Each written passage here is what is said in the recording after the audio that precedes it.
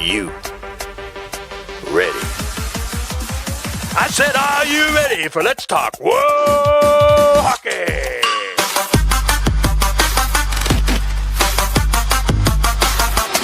And now, here are our hosts, Beth and Zach. What's going on, everybody? Welcome back for another episode of Let's Talk WoHo Hockey. It's Beth, your host, joined as always by my dude, Zach, for the second episode of season 2, or the 22nd episode of Let's Talk WoHo Hockey. How are you doing today, buddy? Doing good. Just enjoying my Sunday off. The Bears won, so there's that. Da Bears. Bears. Da Bears. But no, it's been good. Like I said, just relaxing, a little warm today after, getting rained on yesterday. As I'm leaving work, immediately get torrential downpoured on, soaking wet, driving all the way home. It was a time. It was a time. But how are you doing today? I'm tired. Again, I killed myself at the gym. So it's fine. Maybe one day I'll learn. Probably not. Let's be honest. It's probably not. No. It is. And we do want to give a quick shout out to our sponsors, which are In the Clutch Apparel and Level Up Snacks. And we actually have a guest joining us today. So you ready to dig into some college women's hockey? I mean, when is it never a fun time to talk about college women's hockey? I mean, we spent an entire summer talking about what college WoHo. So, I mean, why not, right? It's true. Like, what a way to end the summer, but to talk about more college WoHo. So, joining us from the University of Michigan Dearborn, I can't talk today. We have Ken McMullen. Ken, how are you doing today? Good. How about yourself? Doing good. I mean, just tired, but that seems to be my normal thing. Every Sunday when we record, I go to the gym, I murder myself like Zach. I'm so tired. Yeah, the word workout comes to mind when you say it. So it's No, it was a good one. I did the 343 memorial workout, so I'm tired. Lifting my arms is difficult, but it's fine. I'll be fine. That's awesome. So, have you guys started like camps in school and all that stuff? Actually, we started school last week. We had our first practice on the 6th, last Tuesday, and we've been going every day since. We take Mondays off, so this month, of course, tomorrow will be our first day off, and then I think that pretty much I'd say almost the whole team went to the U of M game yesterday, the football game. So, had to kind of make some way for that a little bit, which is great. Yeah. And, I just want to say thanks for having me on too, real quick. I didn't say that at the beginning, but yeah, thanks for allowing us to come on and share what we have to offer. So, of course. Yeah. It's our joy to introduce more programs to our listeners when we can, and to really just kind of let people know that there's more than just like, especially NCAA, like Division I. That seems to be the only thing people talk about. So we like to introduce the world to more hockey, because you can never have enough hockey. Yeah, you're right on that. I know we had our first official meeting actually on Tuesday as well, and then we had a team bonding event Friday actually. We had a nutrition come out, and God, she was awesome. She spent an hour with the team and just really dialed in and focused in on what their needs were. And after that, we did a great team bonding event the coaches put together for the team. And so that's where we were at so far. And we're ready to go this week coming up. So that's awesome. So everybody's starting to kind of gel together, getting that real full team spirit going. Yeah. I think that's our biggest thing. That's been kind of pushed from day one. With this season in particular, we just kind of really went in and how do I say it, brought the right students, the ones that really wanted to come to Michigan, Dearborn for the experience. And then we just went through our list and really handpicked the team that we thought would just gel together the most, and I'm really looking forward to it. And I'm really excited, and I have a great feeling this is going to probably be the best year I've ever experienced as a coach.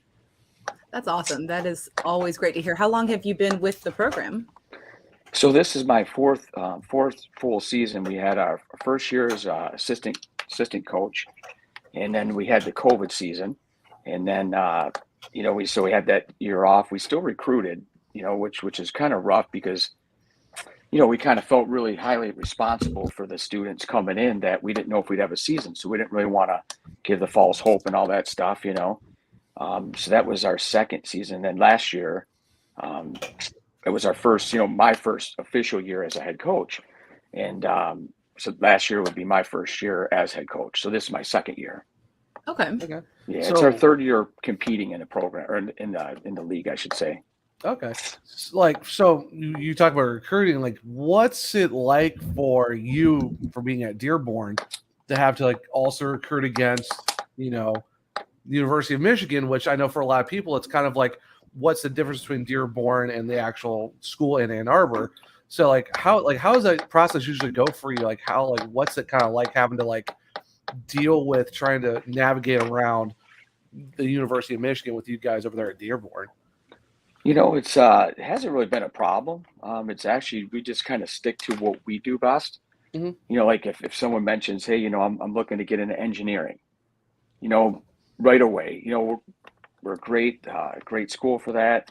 If someone tells me, hey, I'm looking to be a doctor, or I want to be a nurse next year or 4 years, I'll lead them over there. There's no, I've never really had a problem with it. If someone has, how do I say it? If they even have a thought that might be better for them, I'm all for it. We right out of the gate, I say, that's probably a better program for you, in a better school. We're still the same family, but just different locations is how I like to look at it.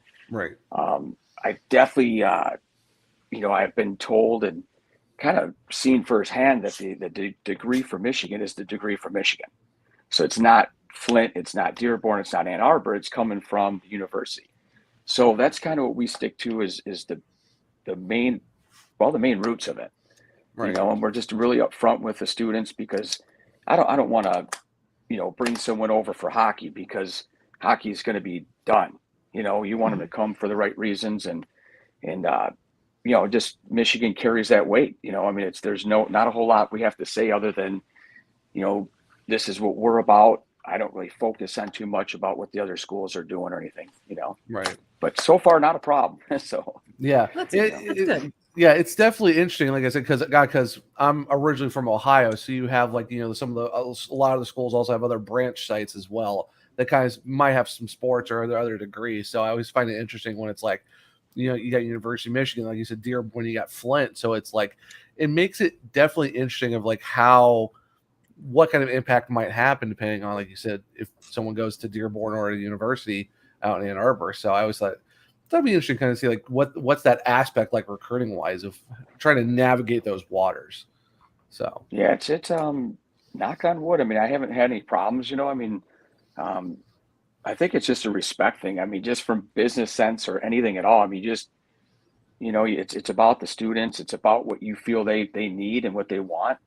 And if we're not the right fit, I kind of look at it too as when you pull in a Dearborn sometimes. This is kind of what sold me on it, or not even sold me on it, but just really gave me that drive, that passion even more to be a coach there, is when you pull off of Michigan Avenue and you're driving down, Evergreen, and you're looking around and you see all these signs.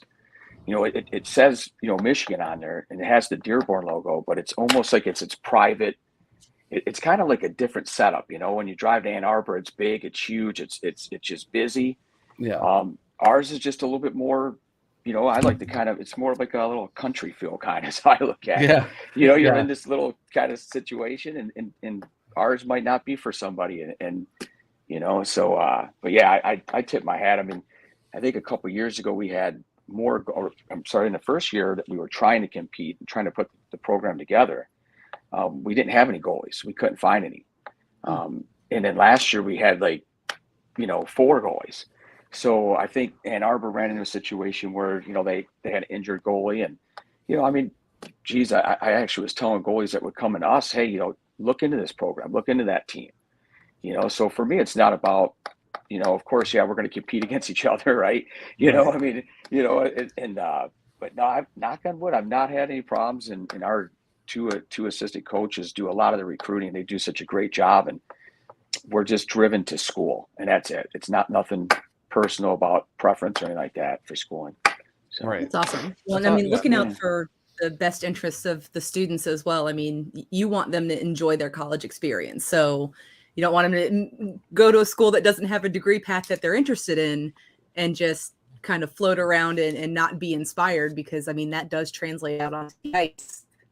I mean, if your mentals aren't there because you're just not where you want to be, then it's not going to be something that they want to take part in. So it's definitely nice to see that you guys are catering to the needs of your students. And like you said, a degree from the University of Michigan is a degree from the University of Michigan, whether it comes from Ann Arbor, Dearborn, or Flint. So they're still getting an amazing program. They're still going to have that degree from the University of Michigan. They're just getting it from like small town University of Michigan instead of big city University of Michigan. Yeah, Right. the quaint Michigan, not Exactly. not the massive city one. Yeah. It's but they're all good. I mean, all the way around it. Like I said, it's just a great school to be at. You know, I can't say enough about the support from our athletic, department. Just the whole entire experience has been great, far as giving us the resources, the tools, the financial, which we don't even tell anybody. Like when they come to our school, we don't say, our hockey's free or our travel, everything's free. We don't tell them that, because we want them to come because of the academics, first, and then and all that little stuff is just bonuses, and I hope other teams one day can get to that point where they have the support from their schools. That'd be great, and but yeah, we got a pretty good system going, and yeah, it works out pretty good so far. It's I will say this has been something that we've heard in every interview that we've talked to with other women's college coaches. It is amazing to hear how all of you put the student first and really cater to their needs and things of that nature. It's not something that you hear for a lot of sports programs. They want to be the best. They want to, win every single year, and they just pick and choose and don't necessarily pick athletes that fit into the culture or the environment of their institution. So every coach that we've spoken to has talked about how they put, student mindset, student academics, they put the student first. And that's a wonderful, wonderful thing to hear. Yeah, we definitely don't want to set them up for failure. I mean, that would be the ultimate, as a coach, right? I mean, the hockey game's going to be there, the wins will be there, the losses are definitely going to be there, but that academic future, it's unreal. I mean, you're doing way more than the hockey and stuff, and I think it's great. We had a couple graduate last year, and I bet you, I joke around with people, I bet you they're probably starting off making what I probably made, 10 years in the workforce, so it's such a big deal. And it's, I really take pride. And I know the other my two coaches, assistants, they take extremely high level of pride in that as well. So. Right. That's just, again, it's not something from like a college athletics side of things. I mean, you hear about recruiting and, everybody wants to go to these big name schools and this, that, and the other, but they don't often take the academics into account. So it's just, I know I love hearing it. I'm sure Zach does too. I won't fully speak for him, but the head nods tell me that he agrees as well. Because I mean, when you go to college, you're a student first, you're not an athlete first. So, making sure that they're going to be happy in their program and want to stay with you guys for 4 years of college hockey. I mean, that helps build that team environment and really helps build that chemistry. So it's great to know that students want to be there, not just for hockey. They want to be there for everything. Yeah. And that's so far, like I said, knock on wood, we've had pretty good success with that, so far. And we have athletic team meetings, coaches meetings it's like a coaches meeting we have on Tuesdays, every other Tuesday, and our AD and everyone on the whole staff, that's the main stress. Like I've never heard anyone in the room ever talk about stats or or who's doing what. It's strictly just about, literally it's about the students. So I think it's just been it's been great for us, and cannot complain one bit, and just going to keep plugging away and keep that a main goal, and hopefully we'll attain it, in the future. So, Yeah. So with the season coming up, like what teams are you kind of circling on the calendar of like these games? Because I know every game is important, but like what's that one little extra team that's like you want to bring a little extra something against certain opponents, and also like what is your favorite type of like team to go visit on the road to? as well? Well, the first year we did quite a bit of travel. Well, not shouldn't say quite a bit. We went to Liberty. When we were D2 at the time. This year coming up, since we had the COVID year, then last year we didn't really get to do any travel. We couldn't really do any overnights. It was in I think our school was the first one to actually officially pull the plug and say, you know what, we had the strictest policy on the COVID thing. And at first everyone was a little bummed, and I'm like, I've always been optimistic and thought positive about it, that in the end it's going to work out better. And some of the schools kept playing, some of the teams kept playing, and of course they're getting better, as we're sitting there training. So I don't know exactly about that portion yet.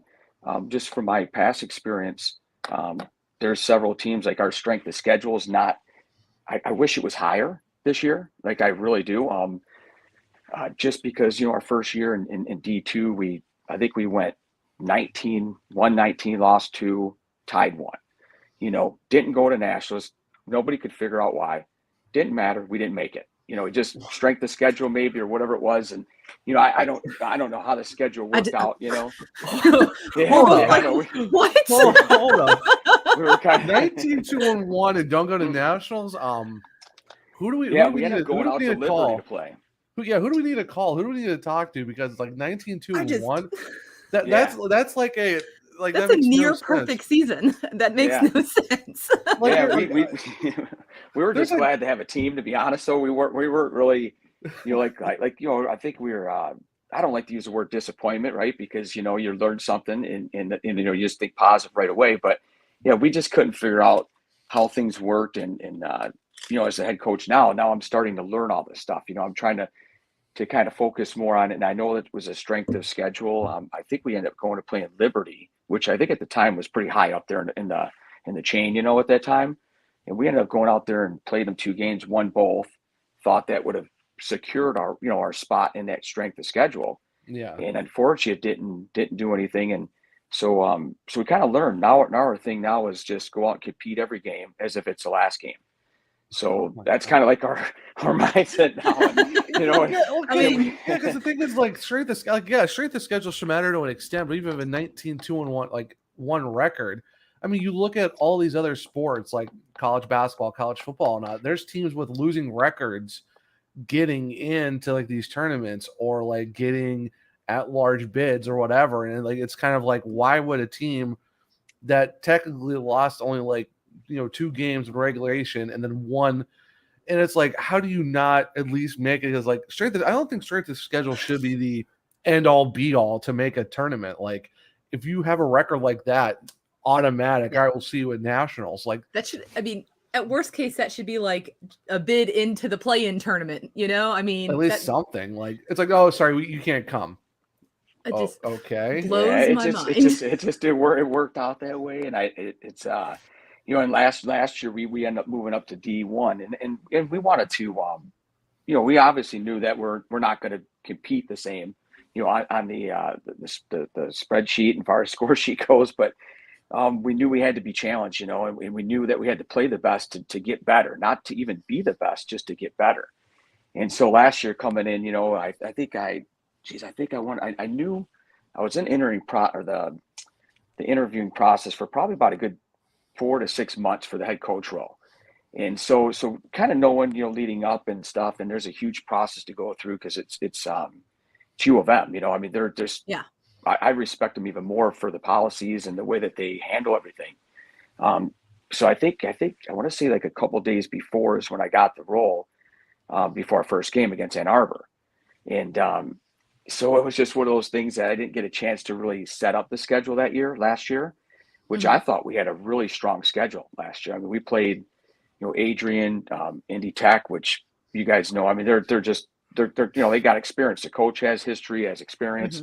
We never said no to any team. We still haven't. Like I still have never said no to playing a team. This year doing the schedule. I would say Indy Tech, Adrian. We want to compete, right? It'd be nice to.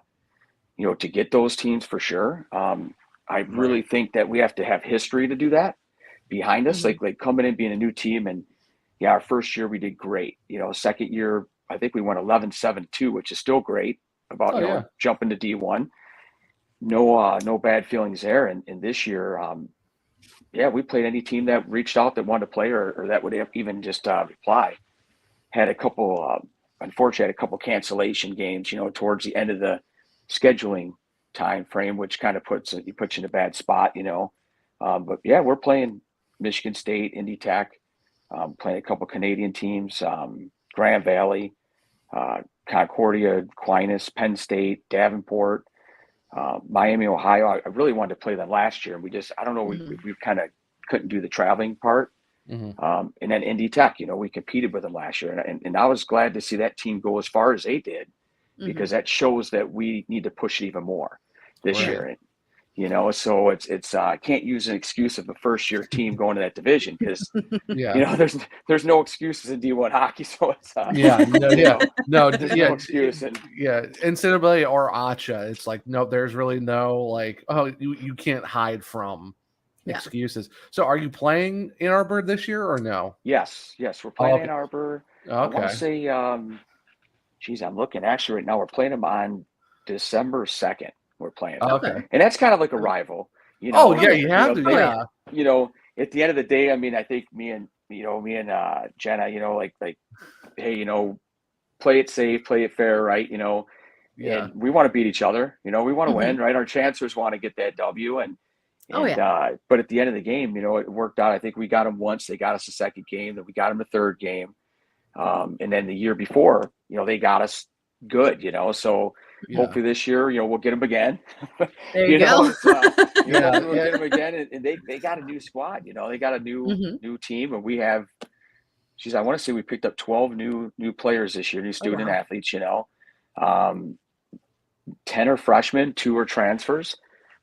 So we're just looking to compete. That's the whole goal, is compete and just make the best of it, what we have. And I feel really, really good about. I just feel better about this situation than I ever have coaching my whole life. So all right. So Beth, basically we have to go to Ann Arbor, wherever that network is that does the games live. We just got to circle that little calendar of it's Dearborn against Michigan. I want to see how the commentators are going to try to figure out who they're going to talk about. It's like, it's Michigan Dearborn against Michigan. It's Michigan versus Michigan. So Michigan has the puck. Oh, Michigan got the puck back. It's like the ones in the maize and yellow pants against the ones in the white and blue pants. It's like, all right, let's see if this works out and just go from there. It's the Wolverines against Dearborn. So I think that's what happened too. Is that's what they did. At first, it was kind of probably difficult, And, like trying to differentiate which one is Ann Arbor Dearborn, and it's like, all right, there you go. So oh my gosh, I cannot imagine having to try to figure that out as a commentator. Like, all right, so how are we going to call this game? That's not a game I could do play by play, because I would be like, well, Michigan has the puck. Oh, the Michigan defense. Oh wait, no, they're both Michigan. Okay, it would just be a nightmare. The other Michigan, the Dearborn Michigan's got the puck. Right. We usually are the other Michigan, they call it, So we don't get offended. We're always like, well, we're here, and we're used to it. Yeah, they have history. You got to give them respect. They've been at it for years, and it's the redheaded step sibling of Michigan, just playing the other Michigan. It's all good stuff. You did we're playing hockey. You did kind of steal my next question, because I was going to ask about the roster. What transfers, freshmen's, what everything's kind of looking at that way. Sorry if you hear the thunder. Apparently Florida's going to Florida. So roster shaping up? You said you've got 12 new incoming players, and so 6 to 8 returning players onto the roster? Yeah, we have 25 total on this year. Okay. Trying to keep and it's a learning experience for me as well. In different teams I've coached, you kind of format, you can kind of set up the way you want to set the season up. And in our season, you never really know what can happen. We could have an injury to somebody within 2 seconds, so you never know what's going to happen. But you also don't want to roster too many student athletes where they're not going to play. And to me, it's like, I think we're at this really great place right now. And I think our assistant coaches have done such a great job. Like I was telling them the other day in practice, I was kind of blown away, because we're running drills and mostly conditioning now. Like everything's just full ice, all out, just speed and condition. And I looked at them guys, I says, wow, every single student on this team right now can move. You know what I mean? Like every one of them can move, everyone can shoot, everyone can stick handle, everyone has good hands, good head. And I'm just standing there going, wow, you know, so the roster far as looking at it, not to say we didn't have a great one before. I think we had one of our students, she was All-American. I mean, she was great, you know, Oh, wow. Claudia McGuire. I mean, she was one of the top goal scorers in D2, well, for sure D2, and at D1, she still got awards. And so we had a lot of great student athletes last year. This year, I just think we're, how do you say it, more solid. You know what I mean? Okay. Like more all around developed to where, well, we should be able to run almost any player on our team and not being a problem. You know, and that to me is, I think it comes in time, you know, and we never had the history behind us. We didn't have the experience, so to say. Mm-hmm. And now, you know, it could, if we keep them as a family, right? So, you know, it's always great in the beginning. I tell everybody, you know, you could win 22 games at the beginning of the year and lose the 23rd, and then you're the worst team or worst coach in the world. You didn't do the right thing. So time will tell on that. So, but I feel great about it. I think the students, the players, they feel awesome about it. And yeah, we're looking forward to playing those harder teams to see where we're at this year, you know? And honestly, that's a great problem to have, you know, 25 players who you can kind of plug and play into the roster at will, and they're all at the same skill level.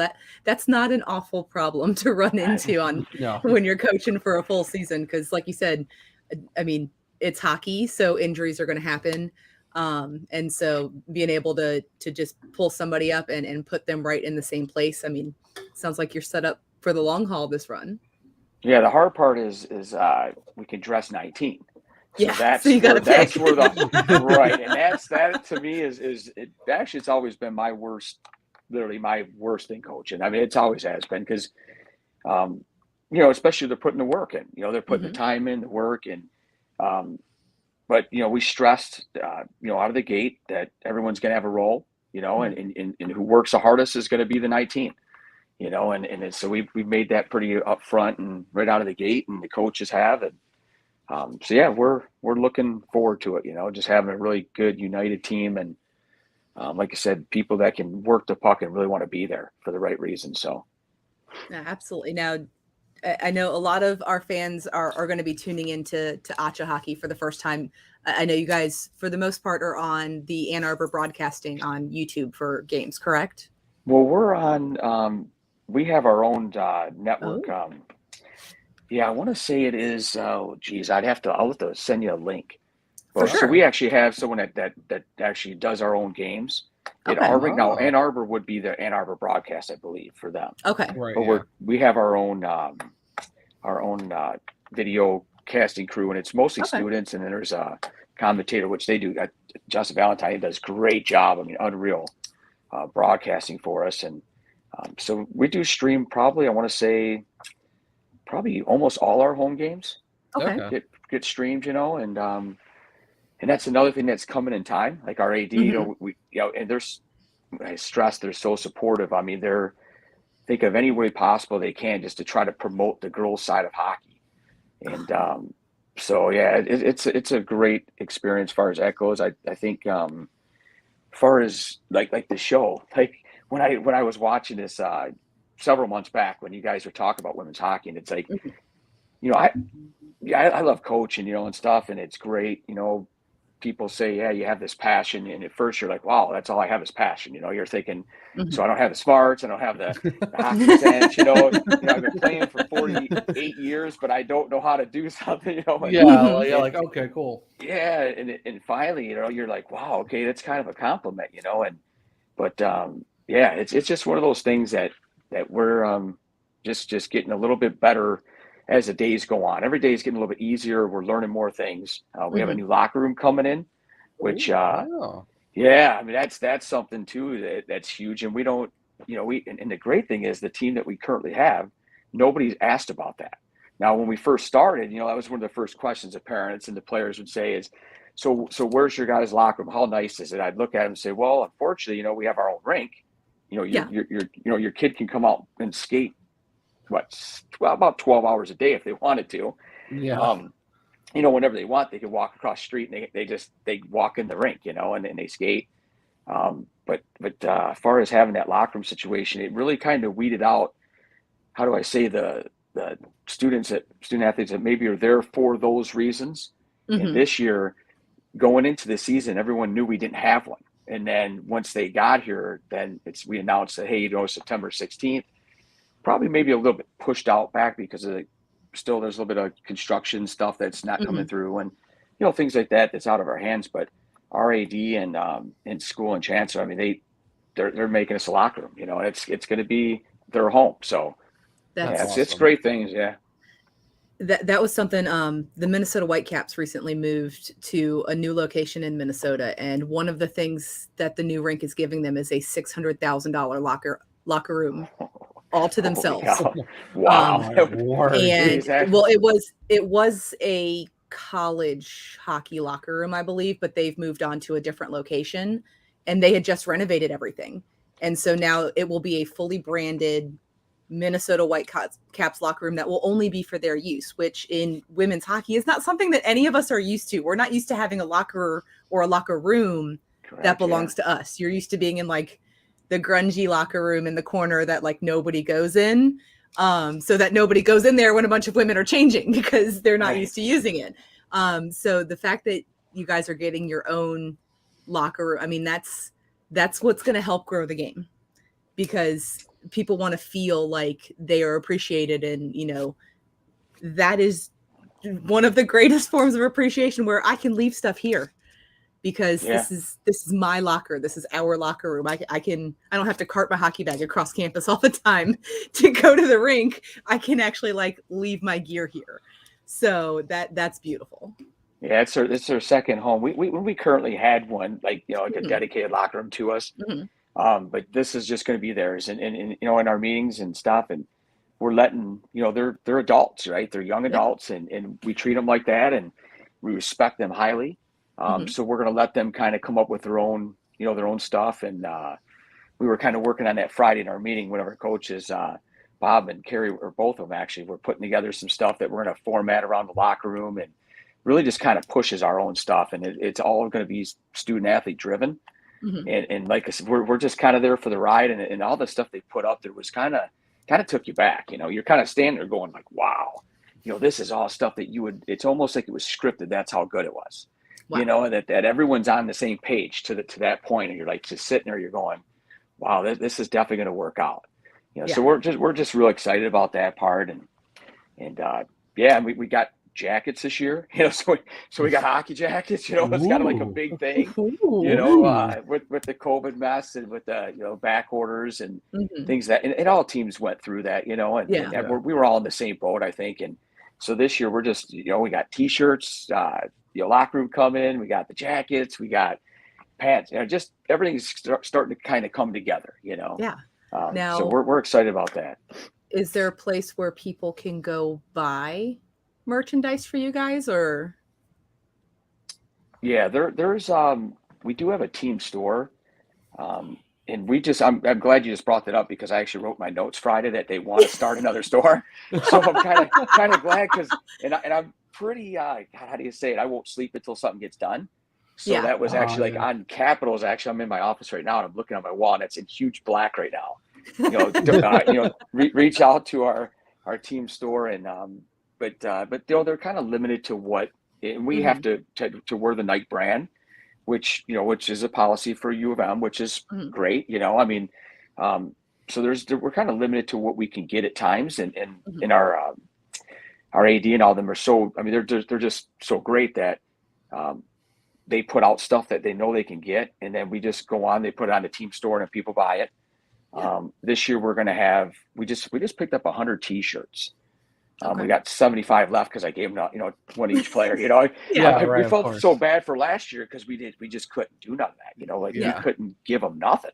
And to me, that's part of being like a family, a team, is where you come in and it doesn't matter if it's a $5 shirt or if it's a $100 jacket. You're a unit. You're your unity. Then you're like a family when you guys all have the same thing. And but yeah, that store should be coming out, I'm hoping, within the next week or so. But I'd love to get you guys' address to send you guys a couple shirts for sure. For sure. You know, Oh, the yeah. team love to we'll do send that. it to you on through a message how we've been Yeah. communicating. We'll get addresses out Yeah. to you. Zach's kind of in a hotel right now, so we'll get that figured out. I'm sure he Yeah. can run by and grab his mail. He had some flooding, Yeah. so that's why you can't see like his hockey stuff. But Right. as you can tell, we love hockey things. Oh, yeah. So absolutely happy to add to the collection. Now, just to kind of wrap things up, we do have some younger women who listen to this podcast who are hockey players. So we always give our coaches the opportunity to take the platform for a couple minutes and just recruit for your team. Tell our fans why they should watch you, why they should fall in love with your team. And who knows, maybe there's a future UofM-Dearborn player listening to the podcast. So let them know what they would love about joining your program. You know, it's going back to if they watched the program from the beginning, which they might not have if they didn't. It's the academics first. I mean, it's you know, look at go on our website, and I want to say we got over 100 undergraduate programs. Another thing I just really stress is that, you know, the student athlete count, I believe, is in the 7,000 range. I could be off, I'm not 100% positive, but around that range.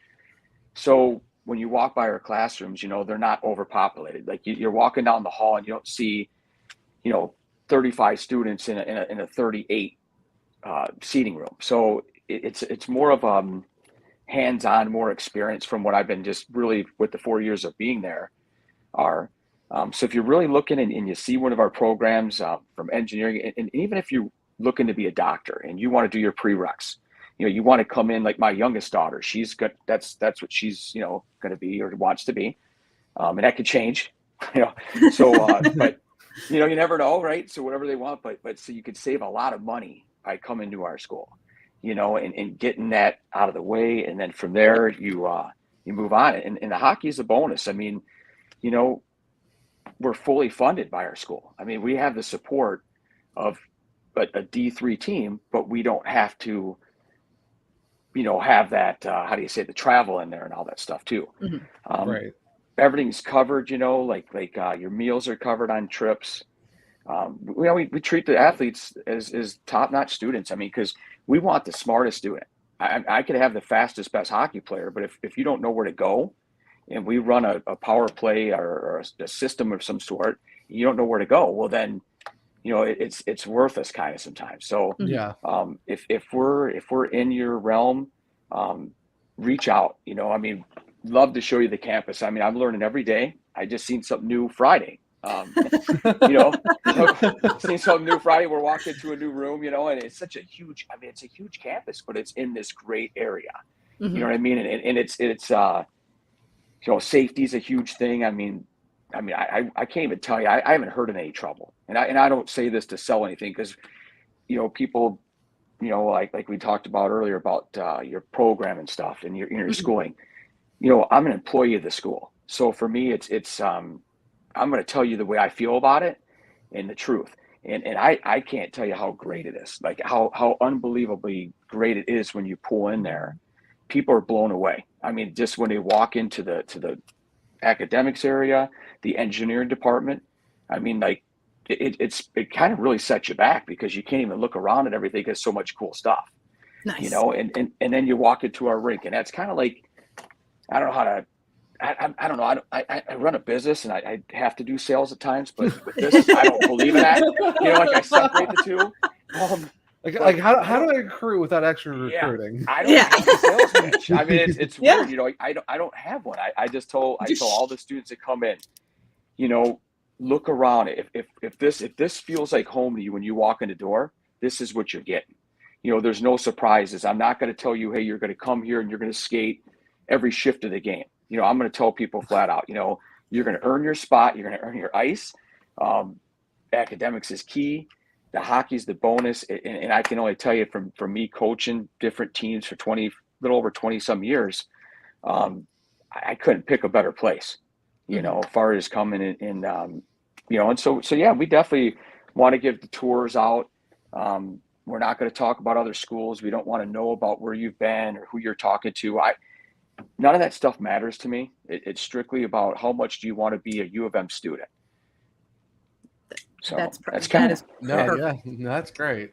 No. Now, where can everybody find you guys on like social media, things like that? well, that's probably well, I got it written Wrong down. person to ask. I told the team on Friday, because after the presenter left, the nutritionist, we have a Mhm. laptop in there, and one of our captains actually asked me. She's like, "Hey, coach, can we just plug your stuff?" And I'm like, I says, "You guys already know that I'm not that guy." I'm not that guy, bud. I'm not that guy. But I wish I was. Like, I mean, I missed the boat on all the stuff. Now my kids, they could do it all. But to reach out for our Twitter is it's at _Dearborn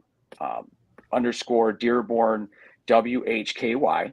Okay. That's our Twitter. Our Facebook is at UM and then _ and it's Dearborn WHKY. And then you can go right directly on UofM-Dearborn's website, and it has academics page, and it has our whole list. And like I said, my assistant coaches are just awesome. And if I always respond within 1 day, no matter what. And I forward them over to them, and we have a really great rapport amongst us coaches. Mm-hmm. I mean, just a really good rapport. So we'll get back to you right away. And if we're not the right program for you, I have no problem guiding you to a team that might be looking for players that might suit your needs better. And I've actually done that. And people think I'm nuts, oh my God, why would you do that? But why wouldn't I? I want to promote women's ice hockey and girls hockey.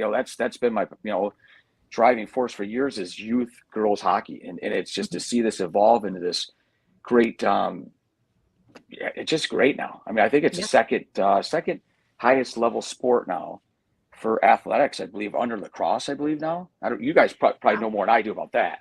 Yeah. But I think it's up there in the chain where it's one of the highest sports right now for women's athletes to get an opportunity somewhere. Yeah. That is, and it's something that I love to see. I mean, college women's hockey wasn't a thing for years ago when I went to college. There weren't really programs to look into. And now it's like I watch professional women's ice hockey and I watch college women's hockey. And it's amazing how almost I know it's not quickly because it's been a long time coming, but it's nice to see how much the game is growing in such a short period of time. So we will definitely get all your socials together. I know it's not your forte, so we will make sure that you guys I should have been tagged. Prepared, though. That's my fault on that one. No, it's okay. Yeah, I should have had a little note for that one there, but no, it's okay. We will get you tagged in all the posts on social media. We'll make sure that we put it in the description for the video on YouTube as well.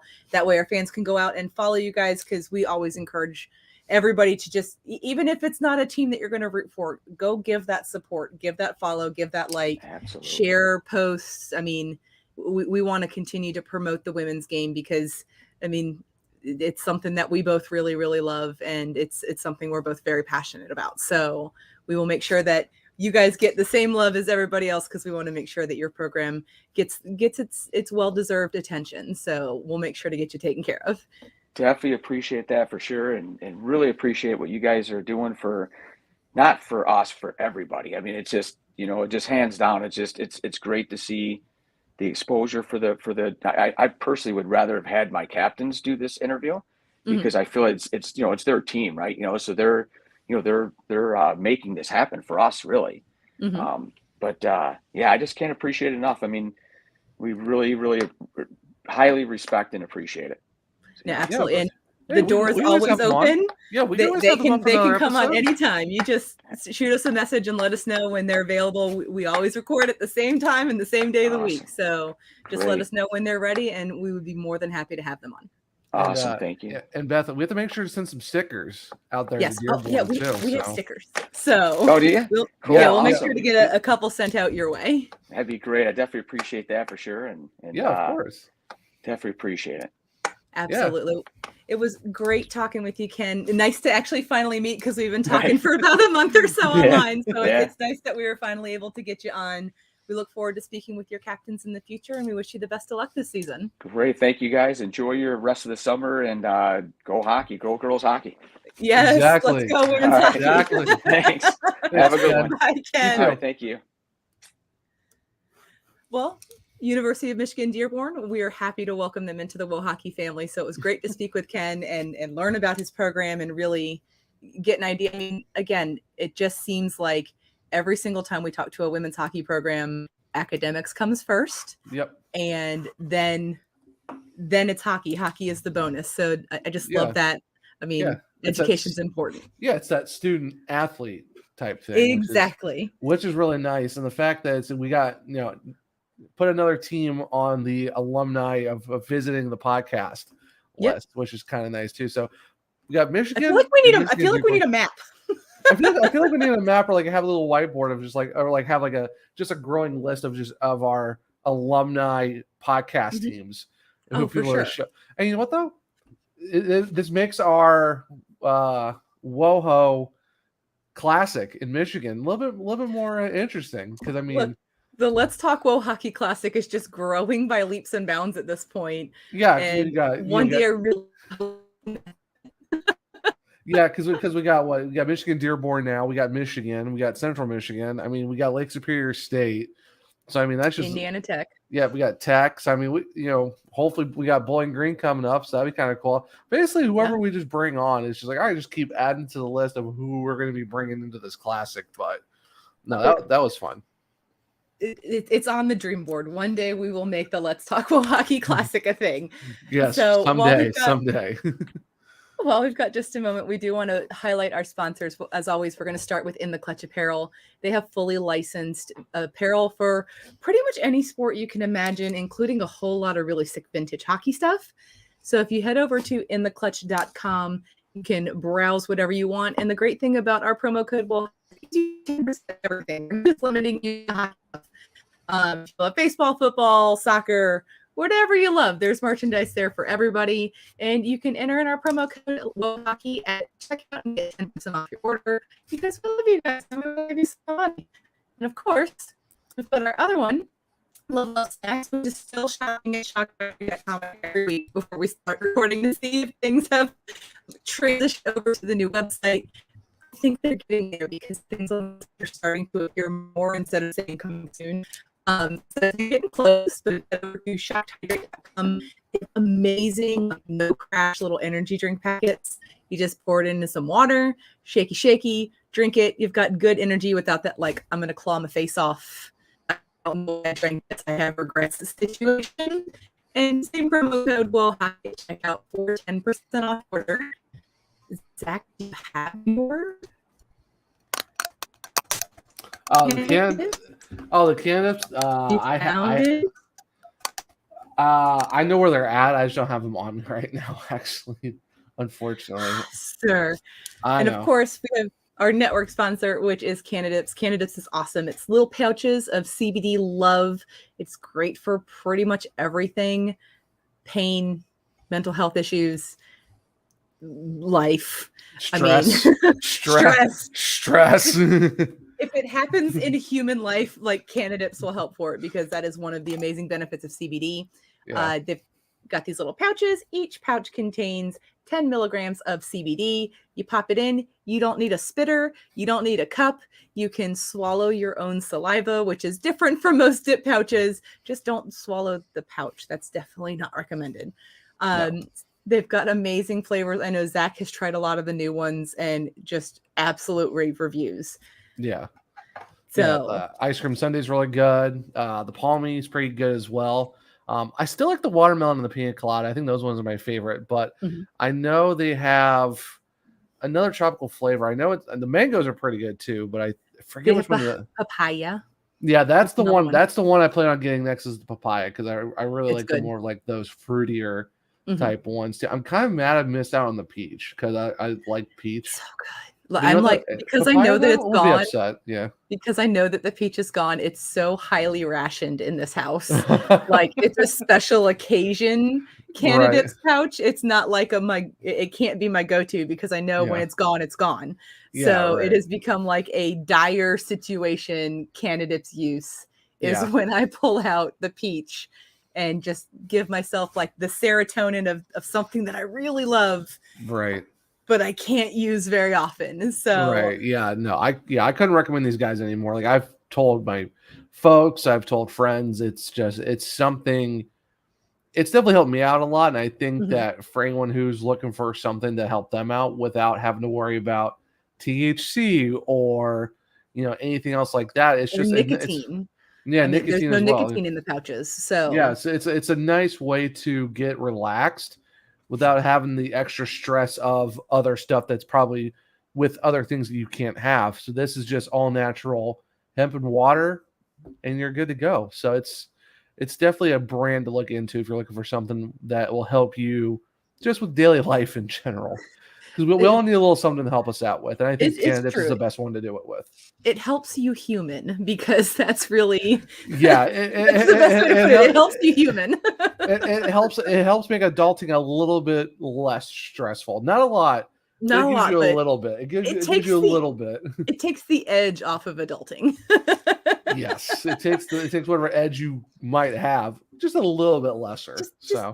Takes the edge off the top. So make sure you head on over to candidates.com/bellyup. They're going to give you 20% off of your order, and you do get free shipping with orders over a certain amount. Sometimes that amount changes, so I don't like to throw it out there because it's normally around $35, and you can get a lot of candidates for $35. It ships discreetly, so you don't have to worry about any of that. So make sure you head on over to Candidates and get you some awesome CBD. Yeah, I like the 5-packs that they usually have, because that usually that 5-pack will get you to whatever certain one of those free shippings that are available. So definitely check out the 5-packs for sure. And then let's talk a little PHF hockey, baby, because it's September. We're waiting on a schedule.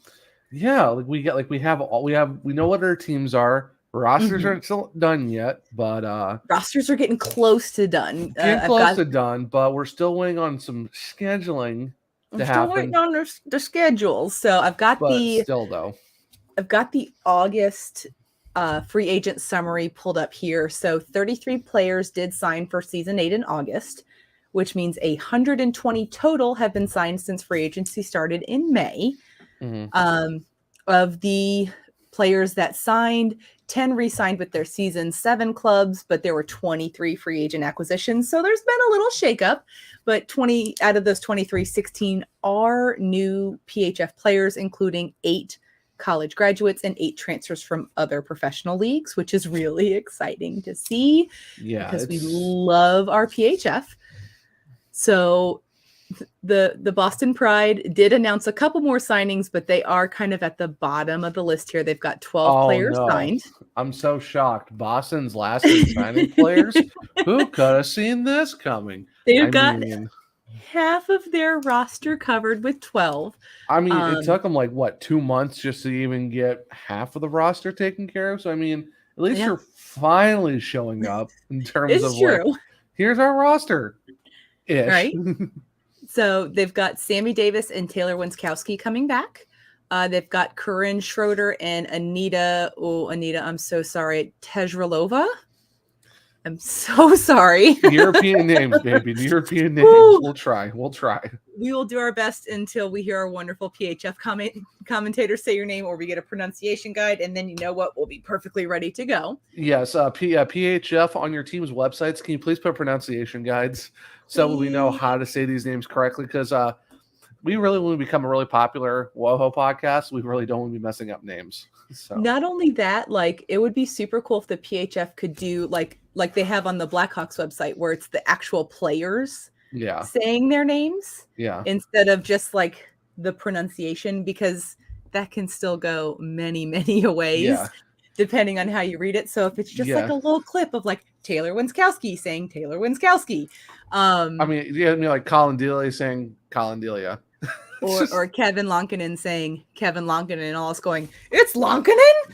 I thought it was Lankinen. So did everybody else in the NHL. It's fine. Tomato. It's fine. It's close. It's close.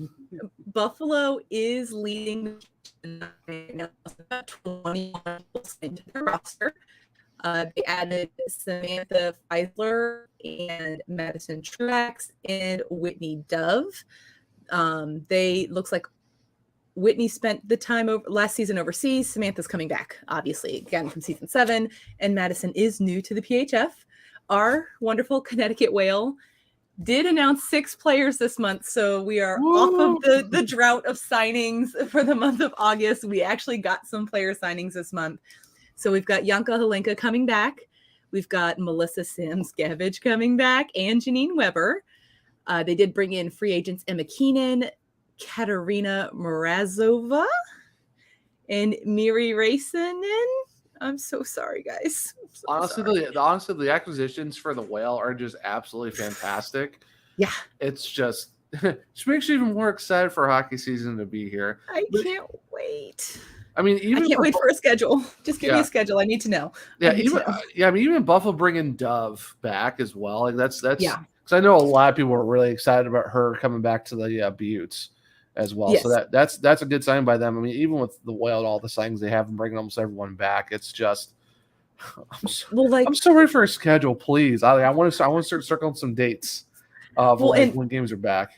I'm so excited. Like, this is the silliest thing to be excited about. So when I was in Tampa for the playoffs, Janine Weber's husband was there, and he dressed up as a whale. Orca. Yeah, the orca suit was so great because I remember on ESPN Plus they were talking about it. And I sent you a picture because I saw him. I was like, I love your outfit. He was like, my wife hates it. And I was like, who's your wife? And he goes, Janine Weber. And I was like, well, I love it. You know what? It makes sense for Janine Weber to absolutely hate the suit that her husband's wearing just to. But it's so awesome. Like we so great. stand that kind of support for your spouse. Yeah, for the fact that you're going to come out in an orca suit at a hockey game for your wife is just we're here for it. Yeah. You know what? A better love story than Twilight. It's just members supporting members of families or at games in orca suits. We're here for it. The Whale roster does stand at 18. They are sitting right in line with the Rivs. The Rivs broke our hearts just a little bit as they signed free agent Catherine Crawley. And they all I'm so sad. Because she played for the Whale last year. She's absolutely amazing. And they also signed free agent Leah Marino. Mm-hmm. The Whitecaps did announce a couple signings as well. So they had 3 returning players in they had 2 returning players in Stephanie Anderson and Megan Pezon. And then they're bringing in Anna Klein, who is new to the league. Yeah. The Montreal Force has not quite solidified exactly what's going on, but they did sign 9 more players to the PHF. They've got Catherine Daoust. They've got Christine. Oh gosh, most of these are French names, guys. I am so sorry. I feel awful, Zach. You know how awful this makes me feel. For the fact that your company that you work for is also in Montreal, so you. Yes, but names are hard. They've got Christine Deodelin. They've got Tricia DeGuire, Marie Soleil Deschênes, Catherine Dubois, Alyssa Holmes, Katie Howarth, and Samantha Isbell. They also brought in veteran Brooke Stacy. So they've got 16 on the roster right now. So what you're saying is Montreal's going to be a force. Oh, yeah, they are. We will never not use that pun because they are a force to be reckoned with this roster right now. They're really forcing the issue with this roster and just making it very French Canadian as possible. But it's our weekly thing. We have to say this. I still can't get over how amazing those jerseys look. Like, I mean, I love them. I know. I love the fleur de lis and the F. Like, it's just the colors are just. Honestly, like I know the black ones are kind of nice, but I really like the maroon burgundy one that they have. I think it's so clean. I would love the black one so much more if the stripe situation was figured out. But if your OCD was kicking into the stripes, you would get it. But it's just the maroon ones are just so nice. They're so great. And I love that they're playing across the province because I feel like that's really going to introduce the league to a lot of people in Quebec because I've talked to several people who follow hockey at the company I work with. Yeah. 100% of them did not know that the PHF existed or that Montreal was getting a team. So it'll be nice to tour the province so that they can introduce our beloved league to even more people. I like how the fact on their social media team, which I'm still surprised they even followed us to begin with before they got the name change. I like how they're calling the province tour La Tour de Force. And I'm like, you could not have picked a better name for it, and I'm so glad they did it. Like, come on. You had to do La Tour de Force, and the fact that they did it was just absolutely phenomenal. Just the media team killed it with their province tour. It's so nice. And come on. Finally, Toronto 6 did sign 6 more players, and they have a roster total of 19. So they've got attorneys in Boquist and Michaela. They are bringing in newcomers Nadine Edney, Courtney Gardner, Dominika Leskova, and Alexis Woloshuk. Guys, I'm so sorry. Zach, you know how I feel right now. Yeah, you're trying. You were trying so hard. I'm trying so hard, but like, I tried so hard and got so far. I tried, guys. I really, really tried. So PHF rosters are solidifying. I'm hoping we get a schedule within the next week or two. I know the Buttes started selling season tickets this week, so schedules should hopefully be coming soon, because I went and looked because I was like, maybe there's dates on here. There were no dates on there. It just said buy tickets to all 12 of our homes, including the outdoor game. But there were no dates. So I was a little sad. I tried. I really tried to find something.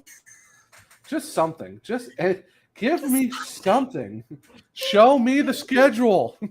Show me the schedule. So, I mean, I want it to be hockey season like right now. I know we're playing like hockey opening night is in 30 days for the NHL, but I want it to be like tomorrow. Yeah, because the last month has already been tough enough, and the fact we're still looking at another 30 days, I'm like we're deep into like that hockey purgatory of like, all right, well, draft's done, free agency's mainly done, re-sign period's mostly done. You still have a lot of free agents still in the market, but of course they're not going to figure that out until camp starts.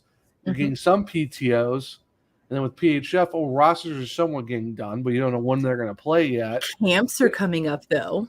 They are coming up, thankfully, and we also got preseason hockey at the end of the month too. But it's still that weird, like we still got another like 2 weeks of like hockey purgatory of like, all right, we'll eventually get there. It's just going to be a bit, but we're just trying to grind the last like 2 weeks of September out before we get to the actual preseason and regular hockey games. These 2 weeks in September always feel like the 2 weeks that last the longest because we're so close.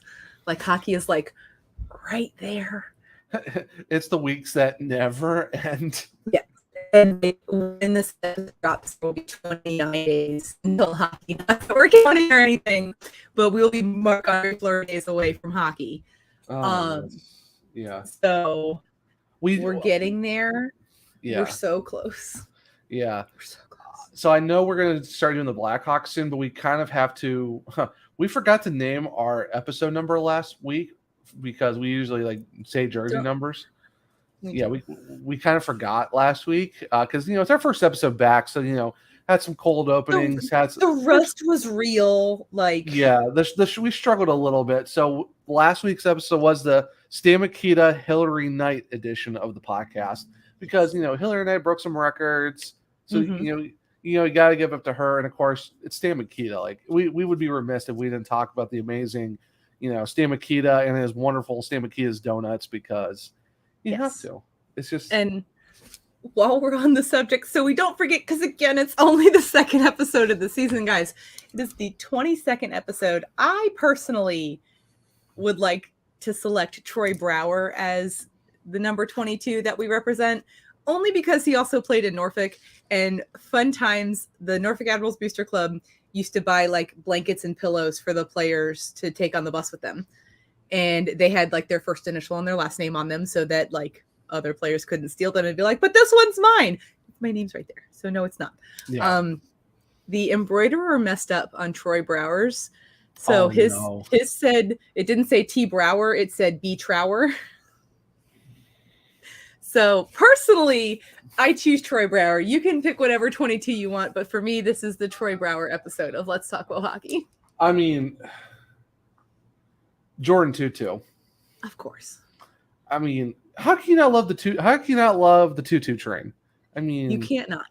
I know it's so great. And it's just he's such a great guy too. He's a great guy. He's a great hockey player. Played on a lot of good teams. Played with the same tenacity, but played it his way, good way, of course. Giving sticks to kids on the bench. I mean, everyone's seen that video of him giving the stick to the kid, and he's just absolutely losing it. His dad is right there too. Yeah. And he's a great follow on Twitter as well. I mean, just He really. I think he's got a book coming out He- too, he's or is out. I think he has a book. I don't know if it's out yet or if it already is, but Let me look here. if it 'Cause I is, feel if it this is, I want to called- get it. It's 2 book guys. So he did release a book in 2014 called All the Way My Life on Ice. And it looks like he's got this is new. It's 2022. I don't know if it's out already. So the new book, Mind Over Matter, Hard-Won Battles on the Road to Hope, and it's too long to continue. So hold on while I put the link. It's coming out on October 4th. Okay. So we've got a month until that book comes out. Hockey season, Jordan Beach book. But it is Mind Over Matter, Hard-Won Battles on the Road to Hope. So that's due on October 4th. Well, awesome. All right. Well, there you go. Then. So we got one book already out. The second one's coming out soon. So definitely adding it to my list of hockey books that I need to get because it's Jordan Tutu. Because hockey, and I love the guy. I'm also confused because I just went to Amazon, which is kind of the place to do like pre-orders, like you get them on release day. And this says that it's being released on May 16th, 2023. So I don't know. Just find a place to go order this man's book because we love Jordan Tutu. I would say also look on Books A Million.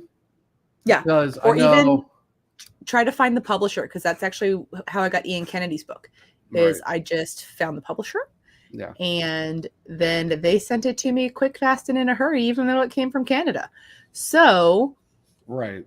And that's a great read. If you haven't read it yet, you really need to go get Ian Kennedy's book. It's pretty amazing. Yeah. Yeah. Like even Books A Million, like you can get like, books a little bit cheaper on there. And you just pick it up at your bookstore, wherever one's closer to you too. So we always talk about the things that Jacksonville has. That's one of the things that they no longer have.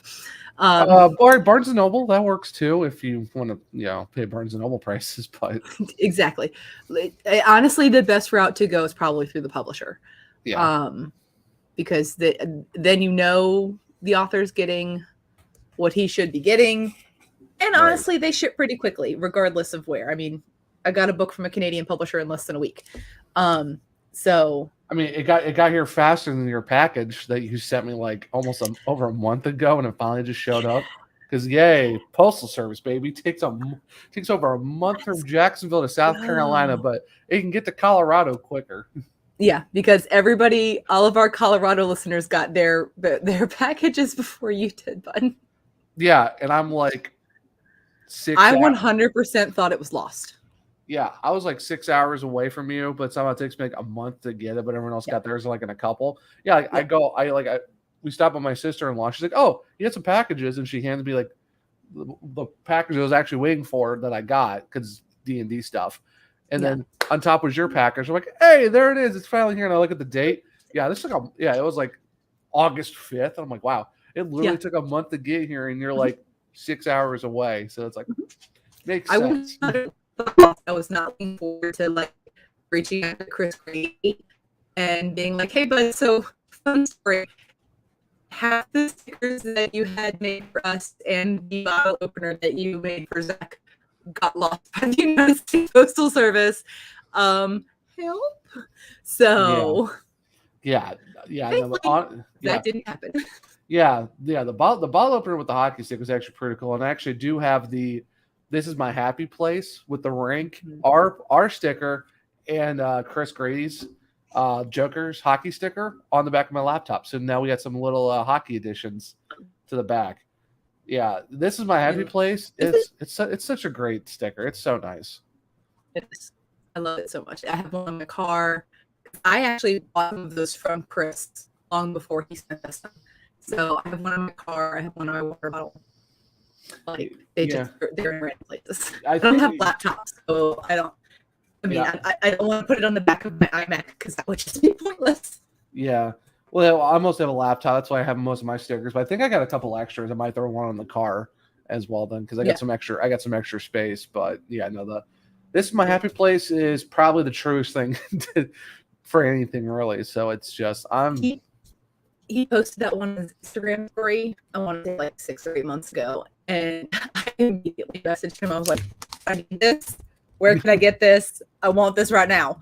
And Yeah. then my dad saw it and was like, I want one. And I was like, Chris, do you have any more? Can you send one to my dad? Right. So, and then he sent some to us. Like it really is the one of my cars is black and white. It's not in color. It's a black and white line drawing of a rink.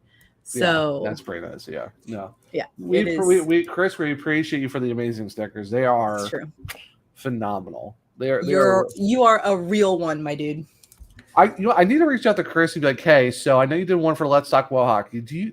Is there a way you can do another sticker set for another podcast that I'm on? Because that'd be great. I'd appreciate you, bud. But no, the Well Hockey ones are French kiss. Super. They nice. are beautiful. And then on Blackhawks news, because there have been some things announced and it's super exciting. So we've got a couple more days before the full promotion schedule comes, including the night that the Demigods jersey will be hoisted into the rafters of the United Center to live forever where it belongs. So I mean, Hostess has to get retired. Like, how could you not? And for the fact it was announced on his one-day signing. Oh no, I know that. It's good that we actually know like it's gonna happen because he has to get it has to be retired. I mean, it has to be. And then for the fact that we got a book coming out too, I'm also excited for that. I need a whole bookcase for just hockey books at this point. Like, yeah. I mean, for the fact that it's a Marian Hossa and it's Scott Powers helped him out with it too. It's gonna be amazing. See, even Gary's excited. Even Gary is so excited for this. He's screaming at the door. Like he's like, I want his book too, Mom. I want to read about the demigod. We're gonna get a book of it. Don't worry. Gus is like, we're gonna get a book now.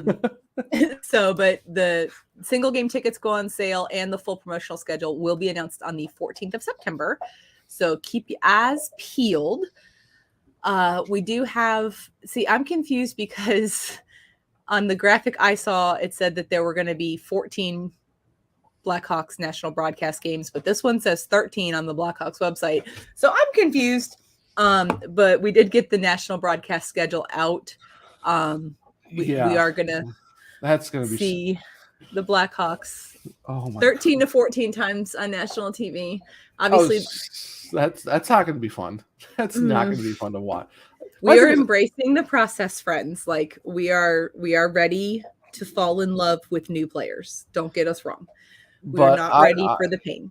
And also to see them get their absolute asses handed to them for however many of those games on national TV. But I mean, I'm just kind of surprised that the Canadians with Marty St. Louis as their coach and Cole Caulfield, like, how do they get no national TV games in the States? Like, it's just rude. We have 32 teams in this league, and you're telling me that the Habs didn't just back their way into at least 2 or 3 of them? They get zero games? None of the games that they play against any opponents will be nationally broadcast in the United States. Like, that's disrespectful for an original 6 team. That's hate. Yeah, we're talking about one of the teams that has the most cups in that league history. And for the fact that you see what Marty St. Louis did, he literally turned that. They still finished last, but he turned those guys around from what they were before. And look at that. Cole Caulfield came out of nowhere. Like, he had 1 goal for, like, I don't know how many games. And then he ends with, like, 20-something because Marty St. Louis is like, oh, you know what? Cole Caulfield, you're a great goal scorer. Let's utilize you. Like, what are we doing here with 0 nationals? I want to see Kirby, Doc. I want to see my Kirby. I want to see him play the hockeys. Like, that is, like, pure Canadian, like, Montreal Canadiens hate. Like, no... Not even one. You can't even nationally broadcast 1 game for a team. Remind you, 2 seasons ago was in the Stanley Cup final. Yeah, and like I said, you can't broadcast 1 game. Yeah, because when you look at the roster, you still have Nick Suzuki. Like I said, you still have Cole Caulfield, Josh Anderson. I mean, you're gonna look at me and tell me that a team that's led by Marty St. Louis, who's an absolute legend, who everyone loves, is going to get 0 games. Like I said, you could have backed them into like at least 2 in the States. But the Yotes have like 4 or 5 games on national TV. They're playing a 5,000 seat arena. Yeah, well, it's 5,000, but everything I've seen is it's max 4,700. So they're not even going to max out 5,000 seats. They're going to get 4,700. But don't worry, they have nationally broadcast games. Yeah, they have 4 of them. And there are some teams that still have 1 game. Like, you're telling me the Habs couldn't just back into 1 game while we have like 2 or 3 that have 1. But like I said, nothing against the Hawks. We're embracing it. But 14, take 7 of those away from the Hawks and give them to the Canadians. You know what? Like, give them even something. that, like, take 1 away from the Hawks or 2 and give it to the Canadians. They are an original 6 NHL team. They have been around since the inception of this league. And the roster is still pretty good too. The Rangers have a lot of games. The Bruins have a lot of games. Like, all of the original 6 teams, with the exception of the Montreal Canadiens, have nationally televised games in the States. It still makes no sense to me. And you know what's funny though? So you know the Atlanta Thrashers Twitter account, not Thrashers. Oh yeah, not Thrashers. I love that Twitter account. The fact that they even posted, I think they tweeted this out a few days ago, for the fact that, because I think it was the 11-year anniversary, or I think it was 11 years, of when they got moved off. I still can't believe it's been 11 years already since they went to Winnipeg. But for the fact that it was, that they were showing things of the Coyotes, like how Bettman tried to get the Coyotes there, no problem. And Atlanta's like, well, how come you didn't give us a second chance? And all that. And the Meeks are like, excuse me, sir, we would like to enter the conversation. Right. Well, they even said too, like they have 2 ECHL teams in Georgia that have a 7,500 seat stadium and an 11,500 seat stadium. One hasn't played a game of ECHL hockey yet, therefore they don't technically exist yet. Right. Are they the ones with the 7,500? Or is it the 11,000 seat stadium? I feel like the Savannah Arena is the 7,500. I'm looking it up right now. Because I think the Gladiators are the 11,000, since they're still kind of technically close enough. They're not in Atlanta, but they're close enough to Atlanta. No, they're in Wayne County. Yeah. So, but it's like, but basically, what my point is for the fact that you have 2 teams in the coast that have more seating than the Coyotes, who are about ready to play 3 seasons with 4,700 fans in the NHL. Make it make sense. So the Jacksonville Iceman Arena, when the upper bowl is open, because our arena does have the option where the upper bowl can be closed off with curtains. And there's like concessions and stuff up there. So when they are open, because they do open them for like school day game, military appreciation night, things of that nature. Our arena seats like less than 1,000 people than Winnipeg. It's like a 13,000 arena. Yeah. Oh, yeah. I remember that arena. Yeah, because that's where you had like because that's where like the Jacksonville Sharks or the Arena League stuff was going down there too. But that's what I'm saying though. It's like, so you're gonna tell me that we're gonna have a team playing in a 4,700 seats, like they're gonna fill 4,700 seats, and they're able to do that. The Denmark Arena seats 7,300 people. Yeah. And oh, by the way, the arena was built by the ownership group that owns the Iceman and the San Diego Pirates, because it didn't exist. So, it's just crazy how Atlanta loses a team like that. It was very poorly managed, but against the Arizona Coyotes. Yeah. Who couldn't figure out how to pay bills. Yeah, it just makes zero sense to me how like Atlanta loses their team so fast. And if it wasn't for the ownership just being absolutely terrible and not really caring about the team at all, and actually, if they actually had competent owners, the Thrashers probably would have been fine. And then you probably still have gotten a Winnipeg team, which would probably been like, hey, Arizona, go back to Winnipeg or something. But it's like, so now we have it's crazy how Arizona, we're gonna watch the Coyotes on TV. Like how are the TVs even gonna be, like the cameras gonna be set up to make it look nice? Like, they're gonna be like drone cameras that are first on like cables. you're literally probably gonna see the concourse in every shot, Oh, for sure. Unless you're just zoning in on the ice so hard and you're chopping off like 3/4, like you had to chop off the last like quarter of the rows. Even then, that's still going to be way too close for a hockey game. Yeah. Like you're going to see like this much of the fans sitting in the front row so that they can make sure you don't see how tiny the arena is every time it's national TV. And the thing is, like, think of the Arizona broadcasters, and we're talking like Tyson Nash, and probably, I'm not sure. It's the Coyotes. Like 47 different things, so it wouldn't surprise me. Yeah, he does Chicklets. He does TNT now. He's probably doing stuff with the Coyotes as well if he's not doing it. I have no idea. My thing is the fact that you got to listen to Tyson Nash with his takes with that type of broadcast. Oh gosh, You're not great. Oh my word! I just can't believe we're gonna watch a hockey team with people in the concourse and seeing the beer stands and the food concessions.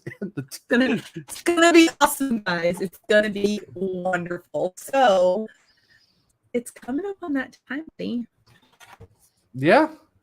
I wish we had more Blackhawks news, but it's yeah. But we've got nationally televised games. The Project Showcase is coming up in Minnesota on the 16th and the 18th.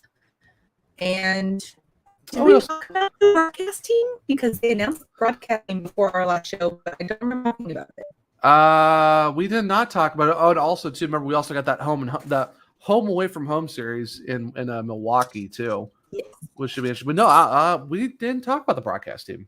Okay, well, look, I'm just going to throw it out there. The broadcast team got a little more handsome. No offense to Pat Foley, Eddie Olczyk, any of those people, but I am so sorry. Friends, Patrick Sharp is officially a color analyst on Blackhawk TV broadcast. The broadcast just got a whole lot more handsome. I mean, when you have a man rocket like Patrick Sharp, who's going to be the color guy, it's next to oh gosh, my mind is blanking on our play-by-play guy now. Thank you. Yes, like I said, like you said, I love Pat, I love Eddie O, but it's like we're going with those two now. It's like okay, yeah, we're gonna be all right. So Chris Foster's obviously got the popular vote by the Blackhawks team to be the TV play-by-play guy replacing the irreplaceable Pat Foley. Mm-hmm. Eddie Olczyk announced that he was not renewing his contract this summer, but that did open up the door for Troy Murray to move from the radio side to being a color analyst as well. So the two TV color analysts are going to be Troy Murray and Patrick Sharp. Radio play-by-play is John Weideman. We've got Colby Cohen still as a content analyst. We've got Kaylee Chelios as well, who's going to be on the broadcast and doing content. And we have a Spanish team as well. So we've got Miguel Esparza doing play-by-play and Jorge Moreno doing the color analyst for the Spanish side of things, which is really cool to see. Like, what a great guys. Yeah, no, it's phenomenal for the fact that we got a Spanish side to things. And of all the people that we actually have as well, it's fantastic just to see what the broadcast and the radio. I mean, John Weideman is so well known for the radio calls. It's like it kind of only makes sense to have him there, but then still keep Kobe and get Katie Chelios as well. I think the Blackhawks did a pretty good job of getting their content, radio and national in their TV crews to where it's like. There's been a lot of changes on the ice, but at least on the broadcast side of things, we're kind of seeing more of the same, but with new additions. But the legacy they've been there long enough that it's not a complete new situation. So, and I'm super happy to see Troy Murray move up from the radio booth to the TV booth. I mean, obviously, he is a very well-known presence in Chicago. We all have pulled for him going through his cancer treatments and all of that. So to see him get the big leagues in the media side of things is absolutely amazing. And honestly, like our broadcast team is really good looking, like across the board. They're all really good looking. Like again, no offense, Pat Foley, Eddie Olczyk, but Kayla Chelios, Colby Cohen, Patrick Sharp, Chris Foster's. The Spanish guys are really good looking. Like 100%, like top notch. We might have to watch a really crappy product but at least we get to look at some great things while we do it. Yeah. At least we got that. It's true. So that again, that pretty much covers the Blackhawks news. Thankfully, training camp starts soon. We've got prospect showcases. We've got preseason games. So hockey is almost here. It's very, very exciting. I can't wait to actually talk hockey. Like just roster moves, schedules, like hockey. Yeah. Actual hockey finally. So before we head out for the day, my friend Zach, where can the students find you on the internet? Yeah, so you can find me at One True Zach. That's O-N-E. That's O-N-E True Zach. It's not the number one is actually spelled out like the one, like I like the Oneaters or the Wonders, but not pronounced correctly. It's just One True Zach. You can find me on there. Beth, where can people find you on the socials? We still get to confuse the people because you can find me on Twitter at WonderBeffers, like wonderful, not the number one. Oh, I wonder what happened to the Oneaters? Exactly. And I did this thing, like you should be proud of me, Zach. So you can follow our show. Oh my gosh. If you're watching on YouTube, you will see this beautiful banner below Zach and I. So you can follow us on Twitter and Instagram at Hockey Pod. You can find us on YouTube, where you should be clicking subscribe if you haven't already, and then the little bell and turning on all the notifications so you know when our episodes drop. And if you have questions, comments, concerns, you can shoot us an email at letstalkbohockey@gmail.com. Of course, wherever you are listening to this podcast, we would appreciate a wonderful 5-star review because we love you guys and you love us too. So if you could go ahead and just pop over and click 5 stars, leave a comment if you'd like. If you leave a comment, we'll read it out on the next episode. Yeah. Because we want to share your love. So if you're following along on YouTube, which is where you should be, you can follow all of our socials down here at the banner. And of course, we will make sure to include all of UM-Dearborn's socials in our notes and descriptions and all of that stuff for this episode. So for a change, my friend, we are right on the money time-wise. Oh my goodness. This doesn't happen very often. No, it doesn't. So I have been Beth. That is my dude, Zach. This was the Troy Brower, Jordan Tutu episode of Let's Talk WoHo Hockey. Thank you so much to our friends at UM-Dearborn for coming over to talk. We cannot wait to watch you guys play this season because we love hockey and it's almost here. Yeah. So we will see you guys next week. Bye. Bye. Bye. Thank you for watching this Belly Up Media production. Some said we'd go belly up, so we made it our name. And we're still here.